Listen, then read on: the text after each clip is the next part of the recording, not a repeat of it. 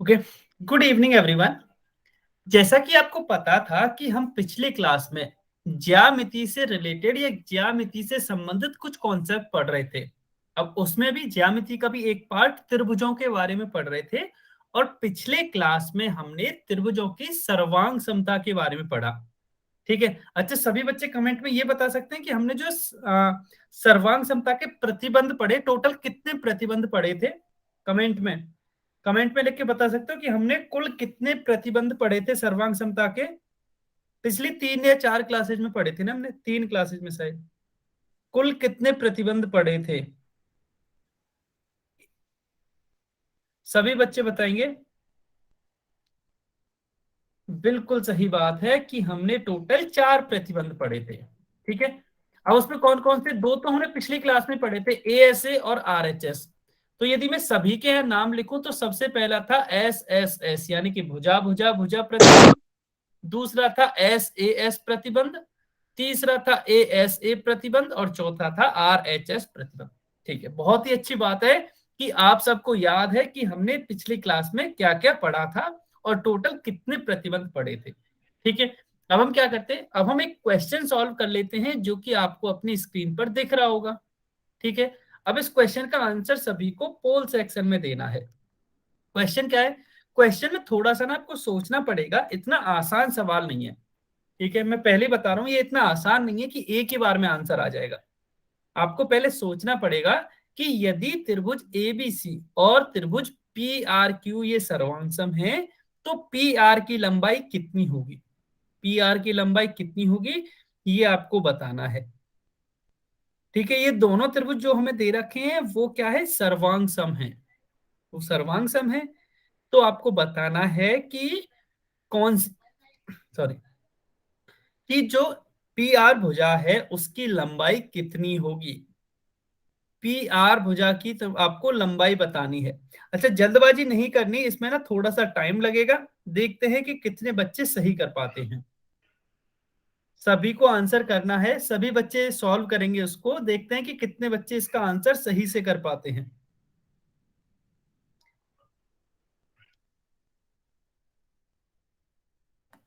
पहले तो आपको ये देखना पड़ेगा कि अगर ये सर्वांग सम है तो कौन सी भुजा दूसरे त्रिभुज की कौन सी भुजा के बराबर होगी। ठीक है, अगर आपने ये पता कर लिया तो शायद आप निकाल पाओगे कि पी आर की लंबाई कितनी है।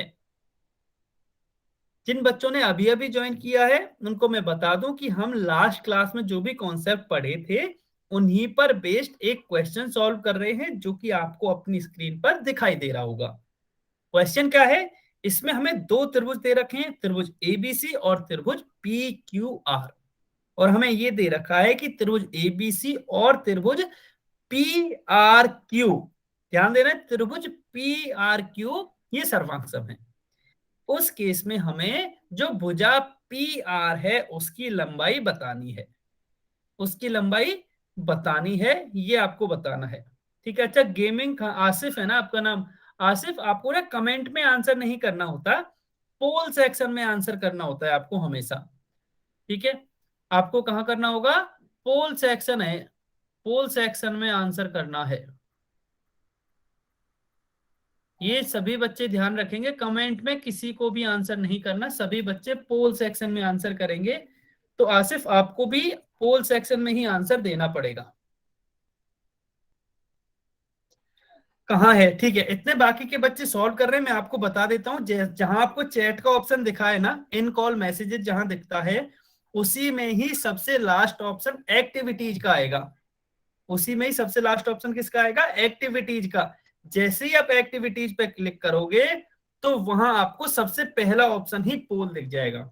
वहां उस पर क्लिक करना है, उसके बाद सही आंसर पे क्लिक करना है, उसके बाद वोट पे क्लिक करना है और वहां वोटेड लिखा आ जाएगा, VOTED। इसका मतलब जो आपका आंसर है वो सबमिट हो जाएगा। ठीक है, सभी बच्चे आंसर करेंगे, सभी बच्चे। अच्छा, लास्ट 15 सेकंड और वेट करते हैं, काफी टाइम से इसमें इसी क्वेश्चन पे थे तो हम 15 सेकंड और वेट करते हैं। आपको, आप आंसर कर लीजिए, उसके बाद हम इस क्वेश्चन को डिस्कस करेंगे। ठीक है, 15 सेकंड और है, जल्दी से आंसर कीजिए। अब 15 सेकंड्स और हैं, आप जल्दी से आंसर कीजिए। 10 सेकंड और बचे, जल्दी से आंसर कीजिए, अब 10 सेकंड और हैं, 10 सेकंड्स बचे हैं, जल्दी से आंसर कीजिए, लास्ट 5 सेकंड, 5, 4, 3, 2, 1, समय समाप्त। चलिए देखिए, इसमें मिला जुला आंसर आया है, शायद काफी बच्चे इसमें ना कंफ्यूज हो गए हैं। अब हम पहले ये देख लेते हैं कि इसको सॉल्व कैसे करना है। अच्छा, अगर हमें ये पता है कि ये दोनों त्रिभुज सर्वांग सम है, कैसे कि त्रिभुज एबीसी और त्रिभुज पी आर क्यू ये सर्वांग सम है, तो आप कमेंट में ये बता सकते हो कि भुजा ए बी किसके बराबर होगा, भुजा ए बी किसके बराबर होगा इस त्रिभुज में। Good evening everyone. भुजा ए बी कौन सी भुजा के बराबर होगी, बता सकते हो क्या? कमेंट में लिख के बताइए जल्दी से, कि जो भुजा ए बी है, यहां से देख के बताना है, यहां से देख के बताना है कि भुजा ए बी किसके बराबर होगी। बहुत बढ़िया, भुजा ए बी किसके बराबर होगी, पी आर के बराबर, बहुत ही बढ़िया। चलिए, एक आंसर तो आपने दे दिया है कि जो ए बी है, मैं अलग अलग कलर से बना दूंगा, ए बी है मतलब जो लाल वाली लाइन है वो लाल वाली के बराबर होगी, ठीक है, ये तो समझ में आ गया। अब आप ये बता सकते हो कि बी सी किसके बराबर होगी, बी सी किसके बराबर होगी, ए बी तो पता चल गया, बी सी बता सकते हो कि बी सी किसके बराबर होगी, बी सी बताइए किसके बराबर होगी सभी बच्चे। बहुत ही बढ़िया, बी सी इसके इसके आर क्यू के बराबर होगी, ठीक है। चलिए, जो ये बी सी है वो आर क्यू के बराबर होगी, ठीक है, नीली वाली के। अब एक ही भुजा बची, अब तो जो ए सी है, जो भुजा ए सी है, अच्छा सॉरी मैं इसको दोबारा से बना देता हूं, जो भुजा ए सी है वो भुजा पी क्यू के बराबर होगी, बिल्कुल सही बात है, वो भुजा पी क्यू के बराबर होगी, ठीक है। अब यहां तो हमने कलर से बना दिया। अब आप ये और बता सकते हो कि जो कोण ए है, ठीक है, अब यहां से मैं अरेंज करके पूछता हूं आपसे कि ये जो कोण ए है वो कौन से कोण के बराबर होगा, जल्दी से बताइए, कोण ए कौन से कोण के बराबर होगा। अच्छा, मैं बाकी का भी सभी क्यों पूछ रहा हूं पता है, यहाँ पी आर की लंबाई पूछी थी और हमने देख लिया कि पी आर रेड वाली और ये ए बी रेड वाली है, यानी कि जो पी आर है वह ए बी के बराबर होगी। और अब हमें ए बी भी तो नहीं पता, इसका मतलब अभी हमें कोई ए बी पहले निकालनी पड़ेगी, तभी हम उसका आंसर दे सकते हैं। बहुत बढ़िया, जो कोण ए है वो कोण पी के बराबर होगा, इसका मतलब क्या हुआ, इसका मतलब ये हुआ कि जो कोण ए है ये वाला कोण, उसको मैं 20 डिग्री लिख सकता हूं, यस और नो बताइए, क्योंकि कोण पी 20 डिग्री है तो ए को 20 डिग्री लिख सकता हूं कि नहीं, यस और नो सभी बच्चे बताएंगे। अच्छा, इसको ना मिलके सॉल्व कर रहे हैं ताकि आपको भी समझ में आए, बहुत बढ़िया। अगर ऐसा है तो मुझे ये बताइए कि ये कोण बी कितने डिग्री का बचेगा, इनमें से त्रिभुज की एक कोण 20 डिग्री है, दूसरा 70 डिग्री है, तीसरा कोण निकालिए जल्दी से, कोण बी कितने डिग्री का निकलेगा जल्दी से बताइए, सॉल्व करके बताना है सभी को, बहुत बढ़िया।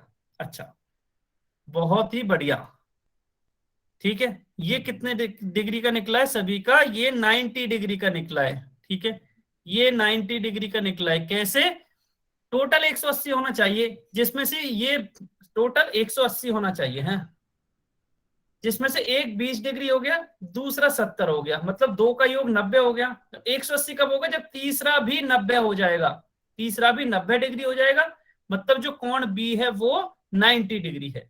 इसका मतलब क्या हुआ, इसका मतलब ये भी समकोण त्रिभुज है और ये भी समकोण त्रिभुज है, तभी तो ये सर्वांग सम है। अगर ये दोनों समकोण त्रिभुज हैं तो ये सर्वांग सम है। अच्छा, अगर आपको ये पता चल गई तो ये भुजा 4 सेंटीमीटर इसके बराबर थी, तो मैंने यहाँ 4 लिख दिया। अब आप ए भी निकाल सकते हो कि समकोण त्रिभुज में पाइथागोरस थ्योरम का यूज करके, पाइथागोरस प्रमेय का यूज करके त्रिभुज एबीसी में, त्रिभुज एबीसी में आप ए बी की वैल्यू बता सकते हो। इसका कर्ण 5 सेंटीमीटर है, आधार 4 है, कर्ण 5 है, आधार 4 है, तो ये वाली भुजा बतानी है लंब कितना होगा, कोई बता सकता है कि लंब कितना होगा। अच्छा, बहुत बढ़िया, बिल्कुल सही बात है कि जो इसका लंब है वो 3 सेंटीमीटर होगा। कैसे, देखिए इसको मैं जल्दी से बता देता हूं कि पाइथागोरस प्रमेय से क्या होगा, कर्ण जो कि एसी है उसका स्क्वायर बराबर होगा आधार का स्क्वायर मतलब बीसी का स्क्वायर प्लस इस लंब इसका स्क्वायर, लंब यानी कि ए बी का स्क्वायर। अगर ऐसा है तो AC हमें दे रखा है 5, तो ये हो गया 5 का स्क्वायर, बराबर BC हमें दे रखा है 4, तो ये हो गया 4 का स्क्वायर, प्लस AB का स्क्वायर। 5 का स्क्वायर होता है 25, बराबर 4 का स्क्वायर होता है 16, प्लस AB स्क्वायर। मैं इसको जल्दी जल्दी क्यों बता रहा हूं, क्योंकि सेम क्वेश्चन हम पिछली क्लास में एक क्लास में सॉल्व कर चुके हैं। ठीक है, 25, 16 और इधर ये AB स्क्वायर। यहां से यदि मैं AB को निकालूं तो AB स्क्वायर आ जाएगा यहां से 25 माइनस 16, 25 माइनस 16 यानी कि 9 के बराबर। अब AB स्क्वायर 9 के बराबर है, तो यहां से मैं AB स्क्वायर को लिख सकता हूं 3 के स्क्वायर के बराबर, और यहां से AB आ जाएगा हमारा 3 सेंटीमीटर। यानी कि ये जो भुजा AB है, ये जो भुजा AB है वो हमारी निकली है 3 सेंटीमीटर, जो कि काफी बच्चों ने सही आंसर बताया था। ठीक है, अच्छा AB 3 सेंटीमीटर है और जो AB है वो रेड वाली है और ये इस PR के बराबर है।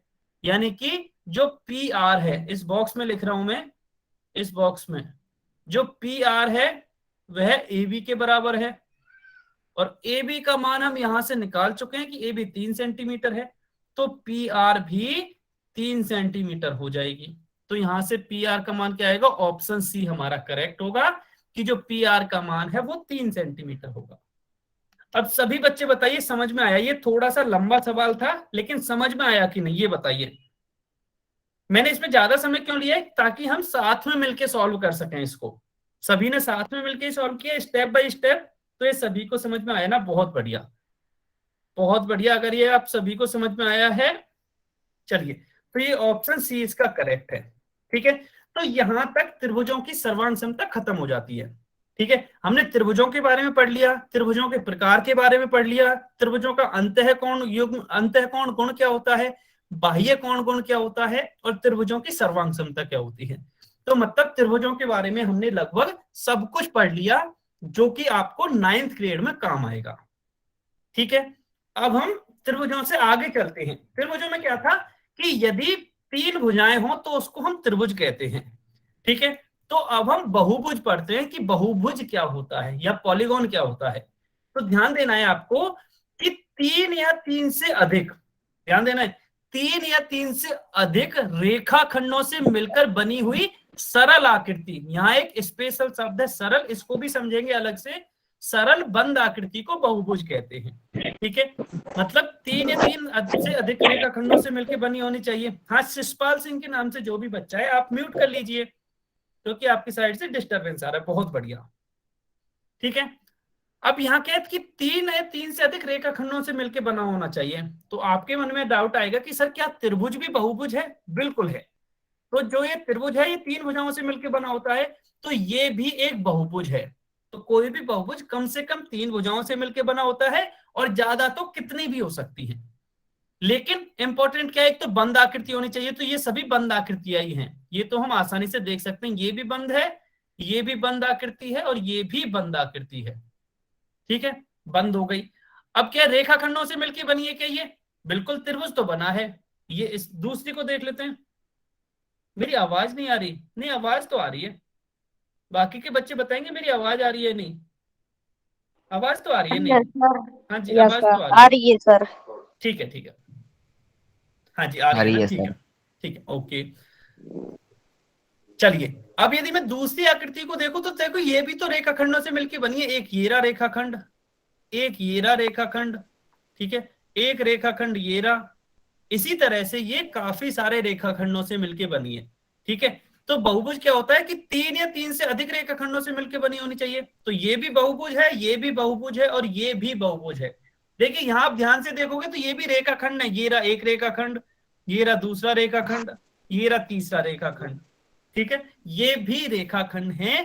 तो इसलिए ये सभी क्या हैं, बहुभुज के उदाहरण हैं। अब यहां ना हमने एक स्पेशल शब्द सुना है कि सरल आकृति। अब ये सरल आकृति का क्या मतलब है? सतीश कुमार के नाम से जो भी बच्चा, आप म्यूट कर लीजिए प्लीज अपने आप को।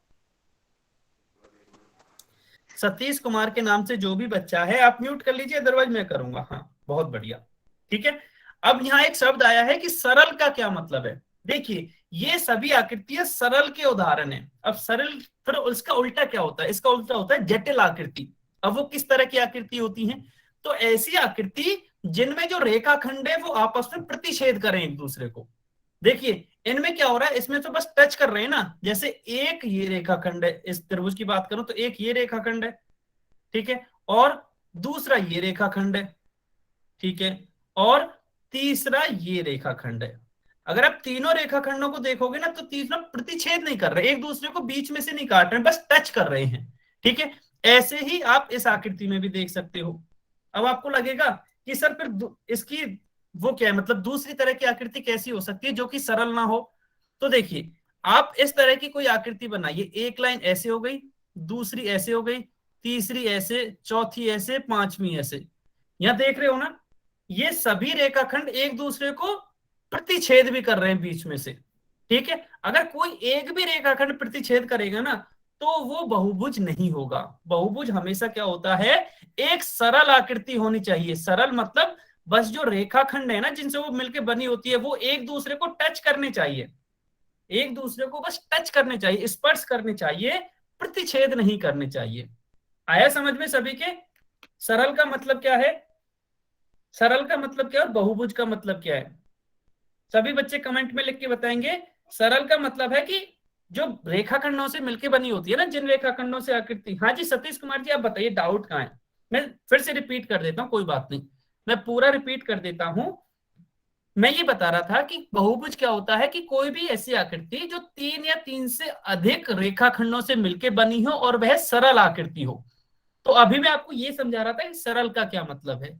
तो देखिए कोई भी आकृति जिन रेखाखंडों से मिलकर बनी होती है ना, या जिन लाइन लाइन से मिलकर बनी होती है ना, तो जिन भी लाइन से मिलकर बनी होती है वो लाइंस आपस में एक दूसरे को क्रॉस नहीं करनी चाहिए, प्रतिच्छेद नहीं करनी चाहिए, ठीक है। मतलब देखिए जैसे एक आकृति ऐसी लूं, एक ये लाइन ये हो गई किसी आकृति की, दूसरी लाइन ये हो गई, तीसरी ये हो गई, चौथी ये हो गई और पांचवी ये हो गई।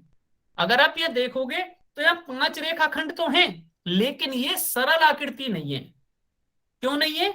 क्योंकि यहाँ जो रेखाखंड है वो एक दूसरे को प्रतिच्छेद कर रहे हैं, काट रहे हैं, एक दूसरे को टच नहीं कर रहे, ठीक है। इसलिए ये सरल आकृति नहीं है, इसलिए ये सरल आकृति नहीं है। तो फिर ये बहुभुज भी नहीं होगा, तो फिर ये बहुभुज भी नहीं होगा, ठीक है। सतीश कुमार के नाम से जो बच्चा वो बताएगा समझ में आया कि बहुभुज कब होगा, सरल आकृति क्या होती है। आया समझ में? केवल एक ही बच्चे, क्योंकि उनके समझ में नहीं आया था। अगर नहीं आया तो आपको बताना पड़ेगा कि अब आपका अच्छा आ गया, बहुत बढ़िया। चलिए अब हम कुछ और उदाहरण देख लेते हैं, कुछ महत्वपूर्ण उदाहरण बहुभुज के। देखिए इनमें से दो तो आप अपने उसमें पढ़ोगे ही, एक तो त्रिभुज, ये भी बहुभुज का उदाहरण है, और एक चतुर्भुज, ये भी बहुभुज का उदाहरण है क्योंकि इसमें चार भुजाएं हैं। इसमें क्या है, चार भुजाएं हैं। इसी तरह यदि पंचभुज, पेंटागन क्या होता है जिसमें पांच भुजाएं होती हैं। हालांकि पंचभुज के बारे में आप ज्यादा नहीं पढ़ोगे, बड़ी क्लासेज में पढ़ोगे। इसी तरह षटभुज या हेक्सागोन को भी आप बड़ी क्लासेज में पढ़ोगे, इसमें छह भुजाएं हैं, ठीक है। नाइन्थ क्लास में आप त्रिभुज और चतुर्भुज के बारे में ही पढ़ोगे। तो ये सभी क्या है, बहुभुज हैं। तो यदि आपसे कोई पूछे कि क्या त्रिभुज भी एक बहुभुज है, तो हाँ त्रिभुज भी एक बहुभुज है। क्यों? क्योंकि बहुभुज वो होता है या वो आकृति होती है जिसमें तीन या तीन से अधिक भुजाएं हो। तो त्रिभुज में तीन भुजाएं होती है ना, तो इसलिए ये भी बहुभुज है, ये भी बहुभुज है, ठीक है। ये आपको हमेशा याद रखना है। अब मेन बात करते हैं कि किसी भी बहुभुज में कितने शीर्ष होते हैं, कितने कोण होते हैं, कितनी भुजाएं होती हैं, ठीक है। तो देखिए शीर्ष तो आपको पता है, शीर्ष क्या होता है कि जहां भी दो भुजाएं आके मिलती हैं। भुजाएं क्या होती हैं, जो ये रेखाखंड है ना, एक ये हो गई लाइन, एक ये हो गई लाइन, तो यही लाइंस या लाइन सेगमेंट या फिर जो रेखाखंड है यही भुजा कहलाते हैं। यही क्या, भुजा कहलाते हैं किसी भी आकृति में, ठीक है।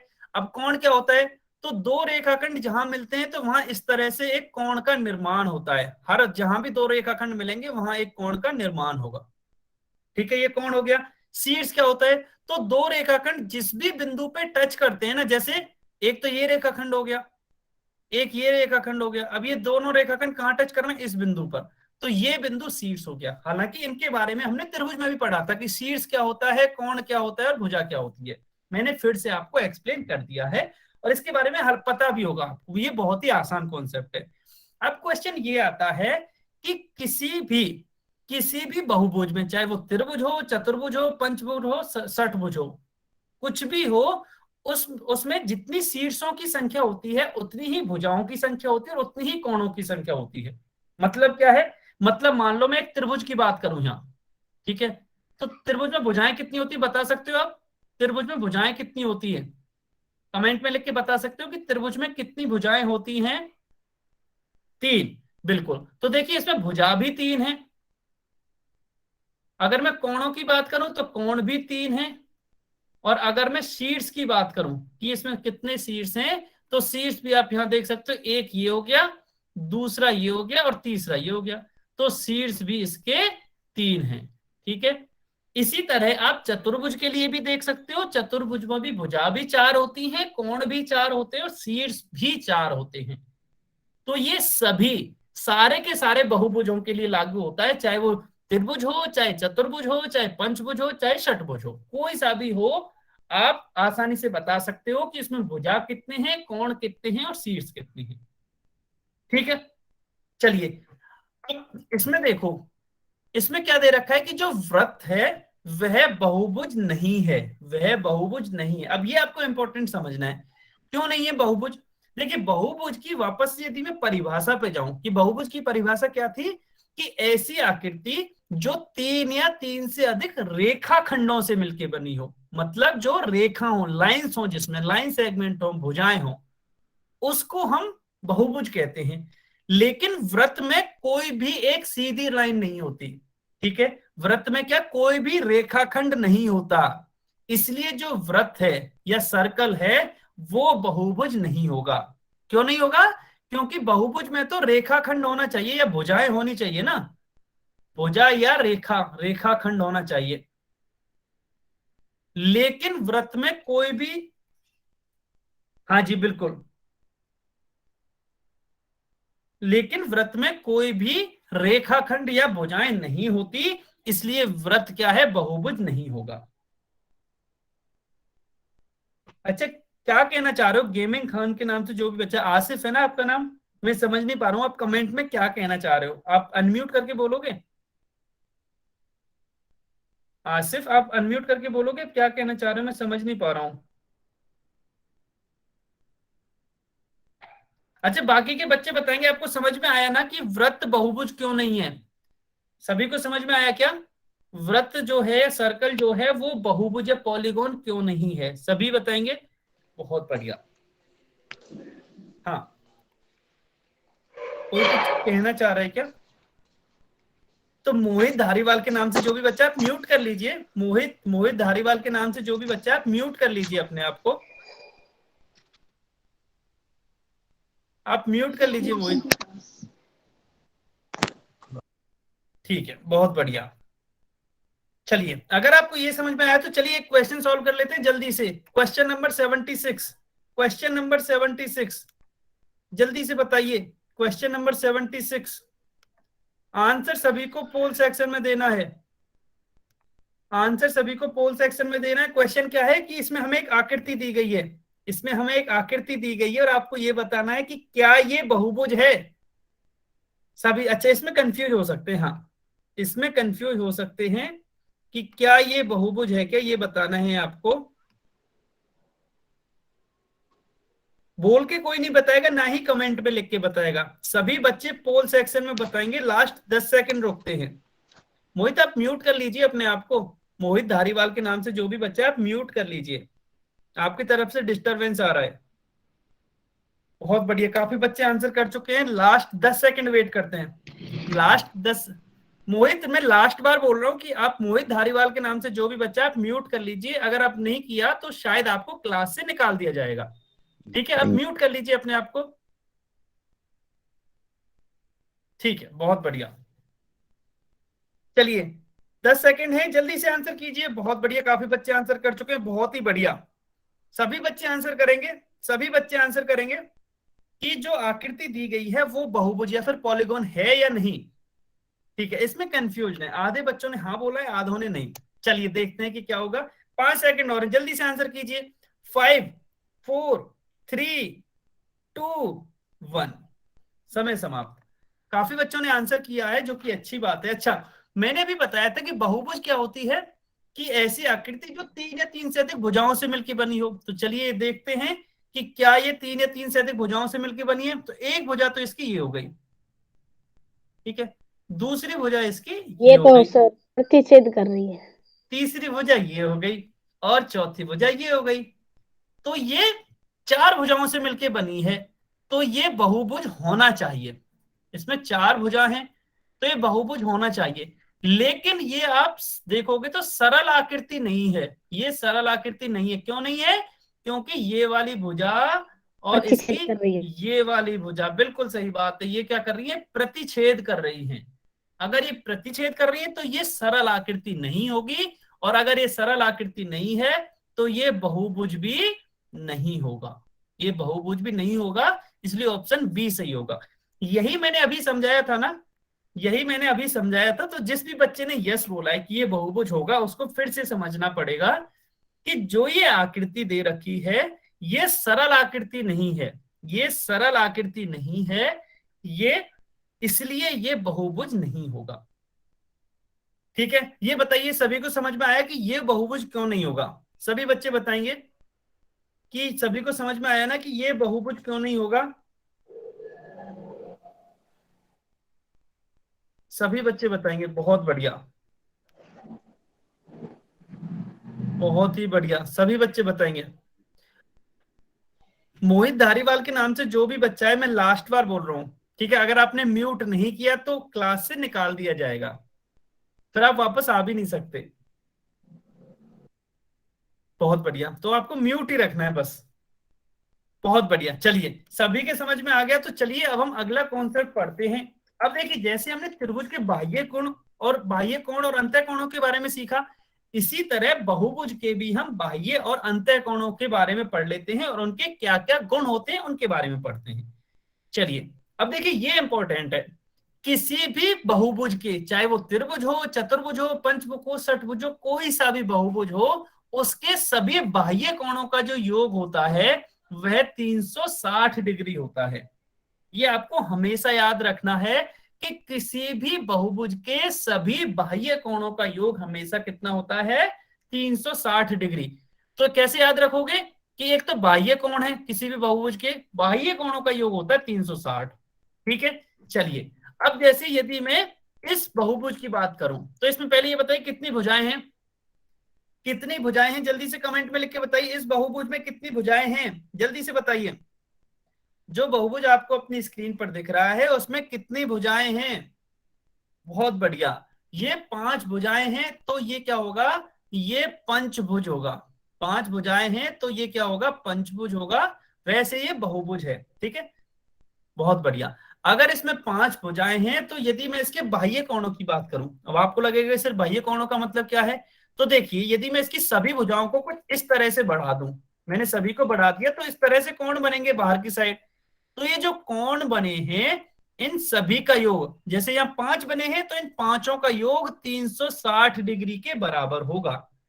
ठीक है, अच्छा, अब जो कोई भी बहुभुज है ना, उसकी भुजाओं पे निर्भर नहीं करता जो बाह्य कोणों का योग होता है। अगर उसकी भुजाएं 3 है तो भी बाह्य कोणों का योग 360 होता है। भुजाएं 4 है तो भी जो योग है बाह्य कोणों का योग है वो 360 होता है। भुजाएं यदि 5 है तो भी 360 होता है। ये याद रखोगे हमेशा कि किसी भी बहुभुज के, चाहे आप त्रिभुज की बात करो, चतुर्भुज की बात करो, कोई सा भी बहुभुज हो, सबके जो बाह्य कोणों का माप होता है वो 360 डिग्री के बराबर होता है। याद रखोगे क्या? यस और नो, जल्दी से बताइए। ये याद रखोगे ना कि ये 360 डिग्री होगा बाह्य कोणों का माप, सभी बाह्य कोणों का माप। चलिए अच्छा ठीक है, मैं ना जल्दी से क्वेश्चन ही पूछ लेता हूं। एक चतुर्भुज है, ठीक है, ध्यान से सुनना है, मैं बस ऐसे ही पूछ रहा हूं शॉर्ट में। एक चतुर्भुज है जिसके सभी कोण बराबर हैं, सभी बाह्य कोण बराबर हैं, सभी बाह्य कोण बराबर हैं, तो उसके एक कोण का माप कितना होगा बता सकते हो? सभी बाह्य कोण बराबर हैं तो उसके एक कोण का माप कितना होगा बता सकते हो? कमेंट में लिख के बताइए। अगर चतुर्भुज है और उसके सभी बाह्य कोण बराबर हैं तो उसके प्रत्येक कोण का माप कितना होगा? प्रत्येक कोण बताना है आपको। प्रत्येक कोण कितना होगा? सभी बच्चे बताएंगे आंसर, सभी बच्चे बताएंगे।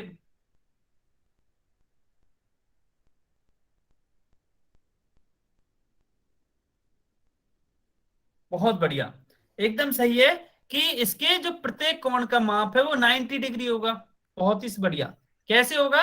चतुर्भुज है तो उसमें चार बाह्य कोण होंगे। मान लो कोण एक है, कोण दो, कोण तीन और कोण चार, और चारों का योग कितना होना चाहिए? 360 डिग्री। क्यों? क्योंकि सभी बाह्य कोणों का योग 360 डिग्री होता है। इसका मतलब ये हुआ कि अगर कोण एक एक है, वो यदि ए के बराबर है, तो कोण दो भी ए के बराबर होगा, कोण तीन भी ए के बराबर होगा, और कोण चार भी ए के बराबर होगा। और इन चारों का जो सम है या चारों का योग है वो 360 डिग्री के बराबर होना चाहिए। यहां से इनको ऐड करोगे तो ये आएगा 4a बराबर 360 या 360 डिग्री। इधर सॉल्व करते हैं।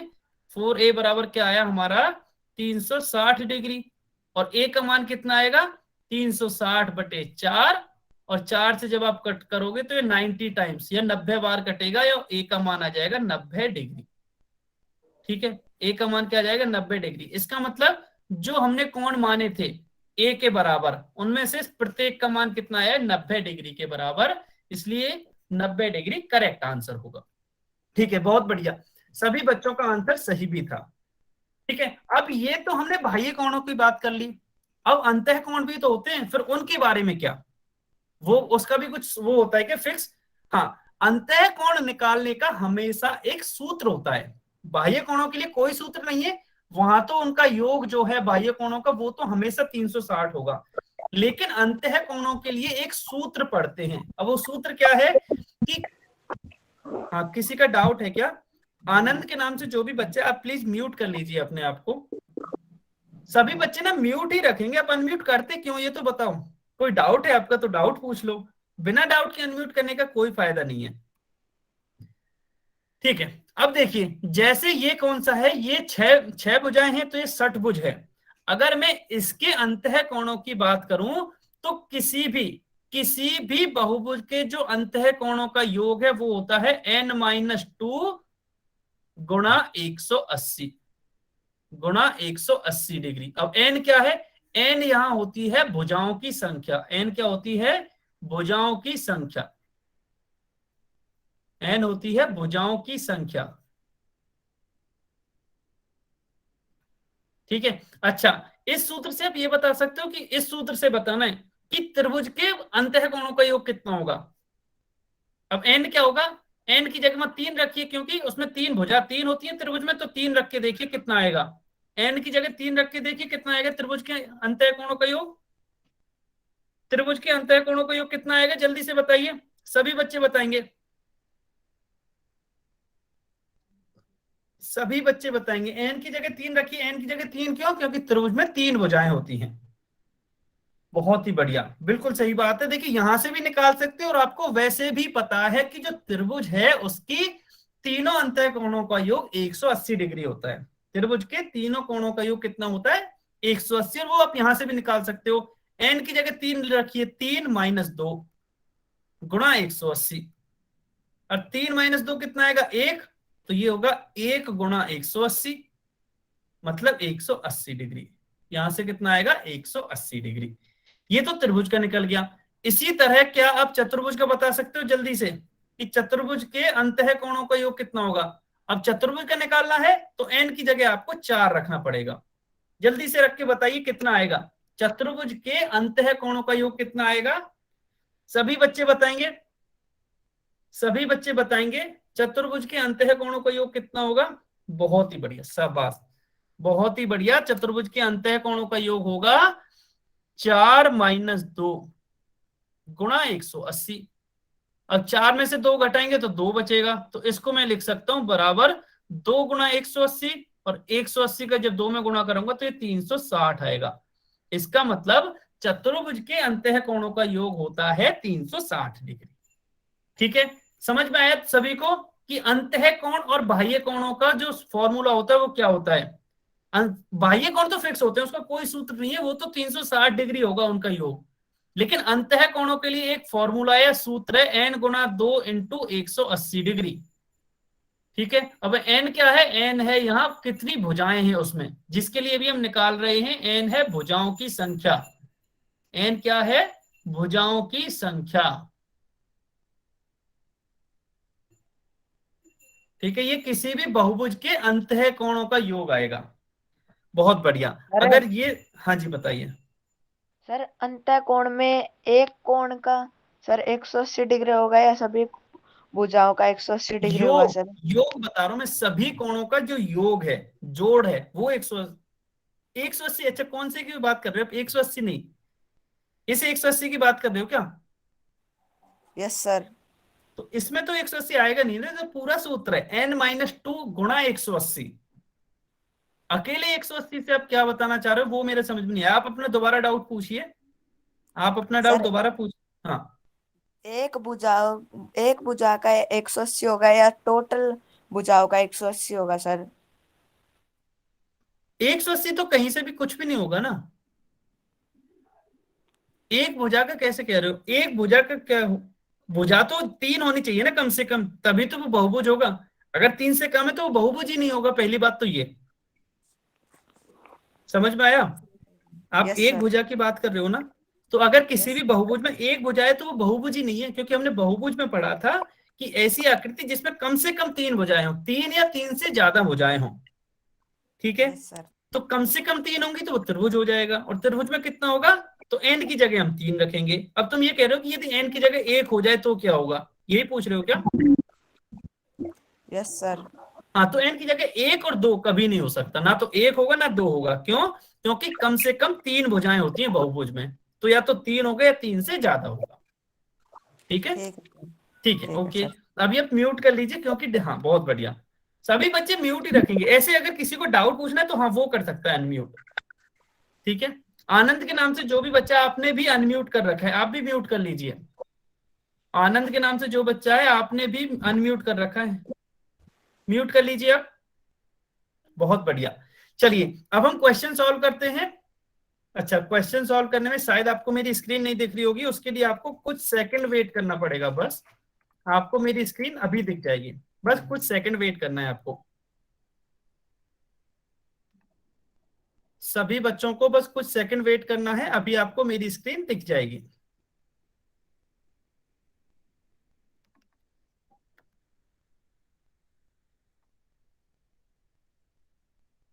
चलिए, अभी सभी को मेरी स्क्रीन दिख रही होगी। तो ये हम पढ़ चुके हैं अंतः कोणों के बारे में। तो बाह्य कोणों का पता है हमें कि बाह्य कोणों का योग तो हमेशा 360 होगा, लेकिन अंतः कोणों का हमेशा 360 नहीं होगा।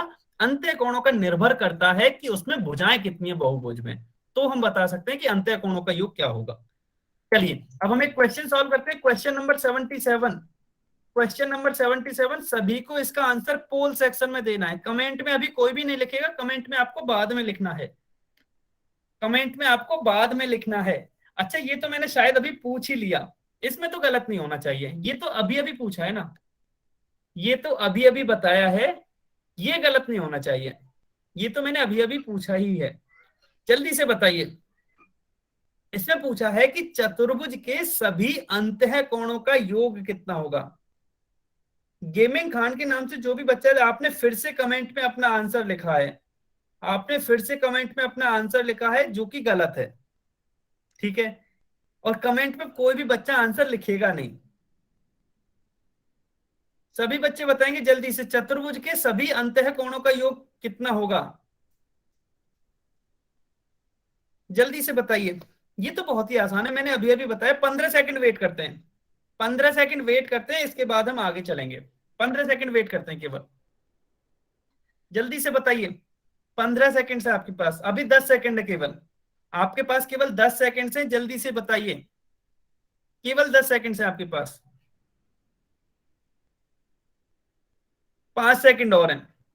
5, 4, 3, 2, 1, समय समाप्त। चलिए, अच्छा इसमें देख लेते हैं, हमने एक सूत्र पढ़ा था अभी कि किसी भी बहुभुज में जो अंतः कोणों का योग होता है वो n-2 सॉरी गुणा 360 डिग्री ये होता है, ये हमने अभी सूत्र पढ़ा था। Sir 180 degree. ठीक है, देखते हैं कितना आता है। ठीक है, देखते हैं सर कितना आता है। 360 की जगह अच्छा 180 360 की जगह, हाँ ये होता है, अच्छा अच्छा सॉरी, हाँ सही ध्यान दिलाया आपने, ये कितना होता है 180 डिग्री, बिल्कुल सही बात है। ठीक है, ये सूत्र होता है। अब हमें किसकी बात करनी है, चतुर्भुज की। अब आप ये बता सकते हो चतुर्भुज में कितनी भुजाएं होती है, कमेंट में बताइए, बोल के नहीं बताएगा कोई भी, कमेंट में लिख के बताएंगे चतुर्भुज में कितनी भुजाएं होती हैं। 4 भुजाएं होती हैं, बिल्कुल सही बात है। इसका मतलब n का मान यहां से हो जाएगा 4। अब जब मैं इस सूत्र में n का मान 4 रखूंगा तो ये आएगा 4 - 2 इंटू 180 डिग्री। अब 4 में से 2 जाए घटाएंगे तो 2 गुणा 180 डिग्री बराबर 180 का जब 2 से गुणा करोगे तो 360 डिग्री आएगा। इसका मतलब चतुर्भुज के अंतः कोणों का जो योग है वो 360 डिग्री होता है। ठीक है, चतुर्भुज के सभी अंतः कोणों का योग 360 डिग्री होता है, तो ऑप्शन सी करेक्ट है। चलिए अब हम अगला क्वेश्चन सॉल्व करते हैं। पहले ये बताइए, ये सभी को समझ में आया? ये तो वैसे आ ही गया था ना, ये तो मैंने डिस्कस किया था अभी अभी त्रिभुज और चतुर्भुज के बारे में तो मैंने डिस्कस ही किया था, तो वो तो गलत नहीं होना चाहिए था। ठीक है, ठीक है, चलिए अब अगला क्वेश्चन आपको, क्वेश्चन नंबर 78। क्वेश्चन नंबर 78 आपको अपनी स्क्रीन पर दिख रहा होगा। अभी मैं क्या कर रहा हूं, आपके ना चैट बंद कर रहा हूं, क्योंकि काफी बच्चे चैट में आंसर करते हैं। अभी कोई चैट में कुछ नहीं लिख पाएगा थोड़ी देर के लिए, मैंने चैट बंद कर दी है।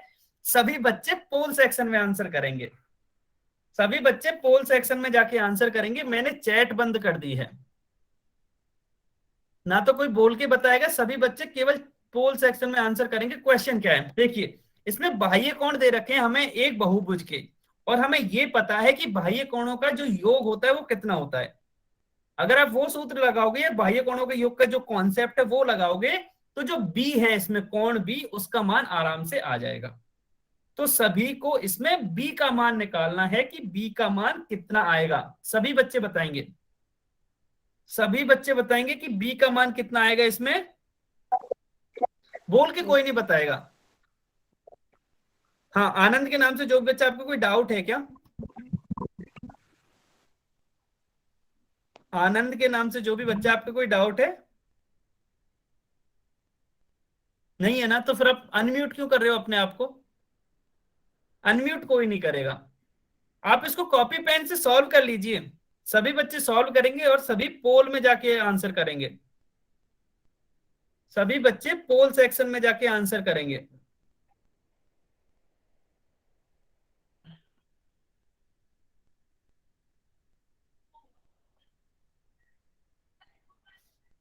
सभी बच्चे इस क्वेश्चन का आंसर पोल सेक्शन में देंगे। देखो क्वेश्चन आपको सॉल्व करना पड़ेगा, क्वेश्चन आपको सॉल्व करना पड़ेगा, और इसका आंसर बहुत ही आसानी से आ जाएगा। ऐसा भी नहीं है, कठिन सवाल नहीं है, क्वेश्चन कठिन नहीं है, इसका आंसर आसानी से आ जाएगा।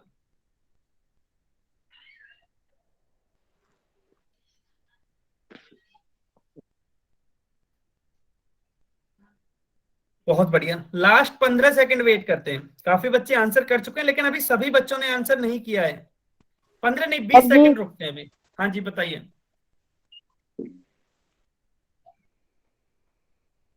हमसे अर्थ वाला। क्या हुआ?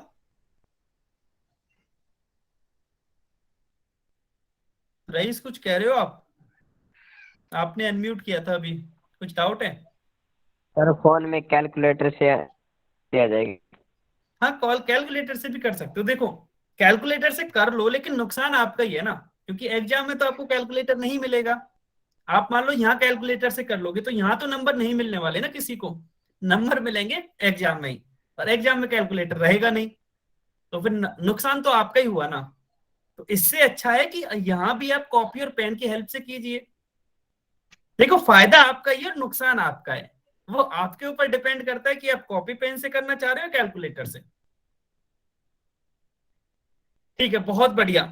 10 सेकंड है, लास्ट लास्ट 10 सेकंड रुकते हैं, उसके बाद हम डिस्कस करेंगे। लास्ट 10 सेकंड है, उसके बाद हम डिस्कस करेंगे।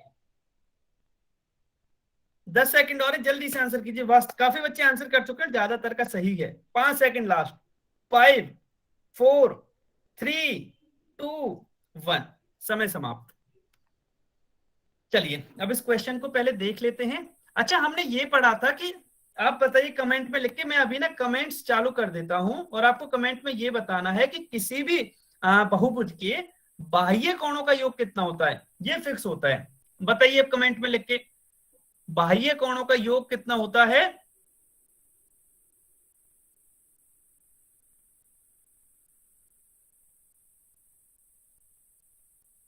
आनंद के नाम से जो भी बच्चा है ना, आपने ना बहुत सारे कमेंट कर दिए हैं।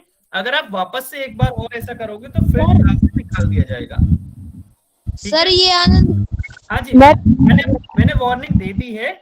आनंद के नाम से जो भी बच्चा है ना, अगर आप इतने कमेंट करोगे तो आपको क्लास से निकाल दिया जाएगा। मुझे अगर तो लगता क्लास, है सर इसका ये कमेंट में ही ध्यान है, क्लास में तो ध्यान ही नहीं है सर। कोई बात नहीं, ठीक है। अभी सभी बच्चे ध्यान देंगे, कमेंट केवल एक बार करना होता है। आनंद आप पहले अनम्यूट कीजिए अपने आप को। आनंद के नाम से जो भी बच्चा है, आपने सॉरी म्यूट करना है आपको, अनम्यूट कर रखा है ना? हाँ, सभी बच्चे म्यूट रखेंगे और कमेंट में केवल एक ही बार लिखना है। ठीक है, चलिए बाह्य कोणों का हम देखते हैं। बाह्य कोण है कौन कौन से? एक तो 31 डिग्री है, एक 98 डिग्री है, एक 78 डिग्री है, एक 52 डिग्री और एक बी है। चलिए इनका लिख लेते हैं। 31 degree plus 98 degree plus 78 degree plus 52 degree plus B बराबर 360। ठीक है, अब इनको ना अलग से जोड़ लेते हैं हम। 31 है, 98 है, 78 है और 52 है। ठीक है, अलग से जोड़ने पे कितना आएगा? 8 और 2 10 और 8 18 और 1 19 का 9 हासिल 1, 3 और 1 4, 9 और 4 13, 13 और 7 20 और 5 25, ये आएगा 259। तो हम इसको लिख सकते हैं 259 या फिर 259। अच्छा, इसको थोड़ा सा 5 अजीब सा बन गया है। 259 प्लस बी बराबर 360। ठीक है, अब बी कितना आएगा? बी आ जाएगा 360 डिग्री माइनस 259 डिग्री। हाँ जी, बिल्कुल सही बात है। जब आप इसको घटाओगे तो आंसर आएगा 101 डिग्री। बी का मान कितना आएगा? 101 डिग्री। अब ऑप्शंस में से देखो तो ऑप्शन बी करेक्ट होगा, ऑप्शन बी करेक्ट होगा। ठीक है, ये सभी को समझ में आएगा? जल्दी से बताइए, ये सभी को समझ में आया? सभी बच्चे बताएंगे, सभी बच्चे बताएंगे यस और नो। सभी को समझ में आया क्या ये? सभी को समझ में आया? बहुत बढ़िया। क्यों? और वैसे भी ज्यादातर का आंसर इसमें सही था, बहुत ही बढ़िया। चलिए अब आज का लास्ट क्वेश्चन करते हैं, जो कि आपको अब अपनी स्क्रीन पर दिख रहा होगा। ये इंपॉर्टेंट है, ये थोड़ा सा आपका समय भी लेगा और आपको सोचने पे भी मजबूर करेगा। ये क्वेश्चन इतना आसान नहीं है, मैं पहले ही बता रहा हूं। तो जल्दबाजी में तो आंसर बिल्कुल ना करें। इस आंसर में आपको सोचना भी पड़ेगा और आपको कॉपी पेन का भी यूज करना पड़ेगा। ठीक है, चलिए बताइए। इसमें है कि यदि किसी बहुभुज के प्रत्येक बाह्य कोण की माप 72 डिग्री है, ठीक है, 72 डिग्री है, तो बहुभुज की भुजाओं की संख्या बतानी है आपको। बहुभुज की भुजाओं की संख्या बतानी है। बहुभुज की भुजाओं की संख्या बतानी है। सभी बच्चे बताएंगे।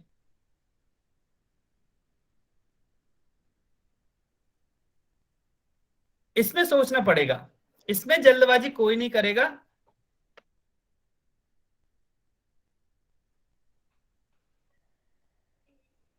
अच्छा, ठीक है, 2 बच्चों ने आंसर किया, बहुत बढ़िया। अच्छा चलो, आंसर तो आ रहा है और कुछ का आंसर सही भी है। बहुत ही बढ़िया, बहुत बढ़िया, शाबाश, बहुत बढ़िया, बहुत ही बढ़िया। चलिए, मतलब आपको समझ में तो आया है। जब आप इसका आंसर कर रहे हो, ये क्वेश्चन थोड़ा सा कठिन है। अगर आप इसका आंसर कर रहे हो मतलब आपको कॉन्सेप्ट समझ में तो आया, जो कि बहुत ही अच्छी बात है, शाबाश। ऐसे ही समझेंगे और आपको नोट्स भी बनाने होते हैं ताकि आप लंबे समय तक इनको याद रख पाओ। ठीक है, इसमें थोड़ा सा समय ले सकते हो आप, इसमें ऐसे जल्दबाजी नहीं करेंगे, इसमें आप थोड़ा सा समय ले सकते हो।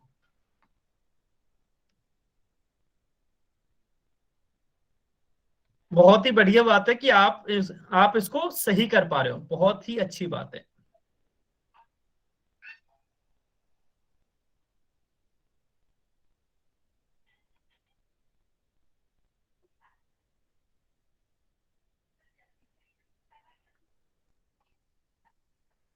चलिए, सभी बच्चे आंसर करेंगे? सभी बच्चे आंसर करेंगे?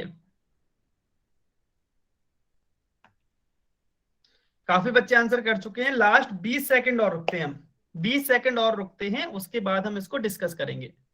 20 सेकंड और रुकते हैं।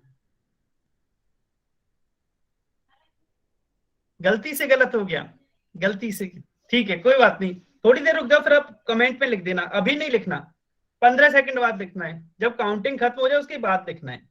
15 सेकंड और है आपके पास, जल्दी से आंसर कीजिए, 15 सेकंड और है, जल्दी से आंसर कीजिए। बहुत बढ़िया, काफी बच्चे आंसर कर चुके हैं, बहुत ही बढ़िया, शाबाश। 10 सेकंड है, लास्ट 10 सेकंड है आपके पास, जल्दी से आंसर कीजिए, 10 सेकंड है आपके पास, 10 सेकंड्स हैं, 5 सेकंड और हैं, 5 4 3 2 1, समय समाप्त। हाँ जी, अभी कर सकते हो, अभी कर सकते हो, बिल्कुल। अच्छा ठीक है, बहुत बढ़िया, बहुत बढ़िया।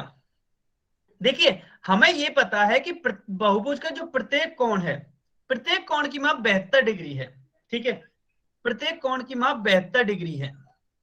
तो हमें बहुभुज की भुजा, अच्छा प्रत्येक बाह्य कोण की माप है ना 72 डिग्री, तो हमें बहुभुज की भुजाओं की संख्या बतानी है।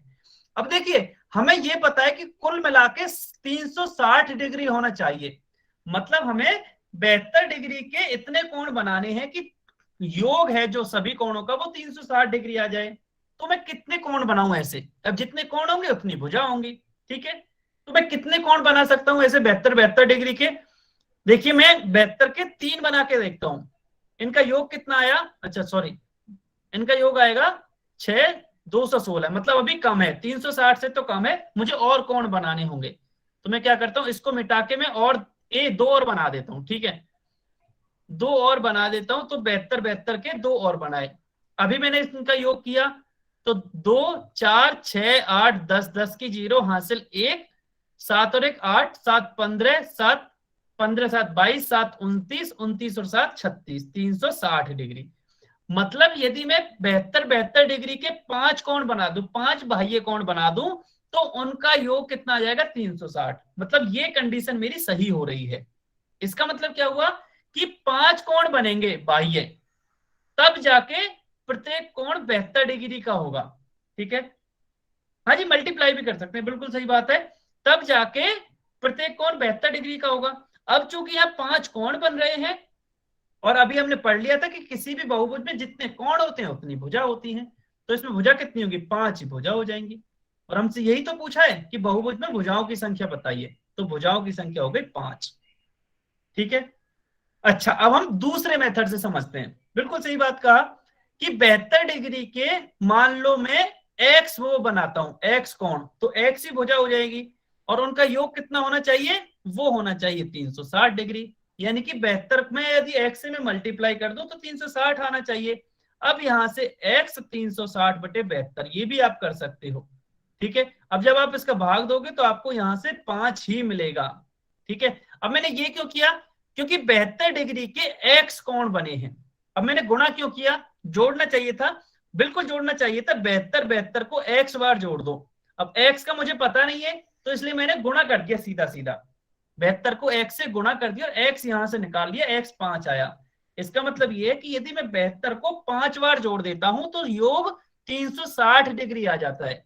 अब कोण 5 आए हैं तो भुजा भी 5 ही होंगी, क्योंकि किसी भी बहुभुज में कोण और भुजा बराबर होती है। समझ में आया दोनों मेथड से सभी को?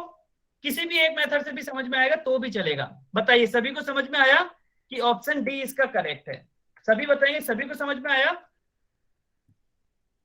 सभी बच्चे, बहुत बढ़िया, बहुत ही बढ़िया। चलिए अगर आप सभी को समझ में आ गया है तो अब हम होमवर्क की बात करते हैं, ठीक है। होमवर्क आज बहुत ही छोटा सा है, बहुत ही छोटा सा है। देखिए हमने बहुभुज के बारे में पढ़ा, होमवर्क आज ज्यादा नहीं है, हमने बहुभुज के बारे में पढ़ा, ठीक है, बहुभुज के बारे में पढ़ा, तो बस बहुभुज को पहचानने का ये होमवर्क, और ज्यादा नहीं है, ठीक है। अब आपको इसका स्क्रीनशॉट लेना है। अच्छा 2 उसमें ले लेंगे, इसमें टोटल है 8 क्वेश्चन, ठीक है, 8 आकृतियां हैं जो बतानी है आपको बहुभुज है या नहीं। तो मैं इसको जूम कर रहा हूं, आपको 4 4 का स्क्रीनशॉट लेना है, ठीक है, पहले आपको इन 4 का लेना है।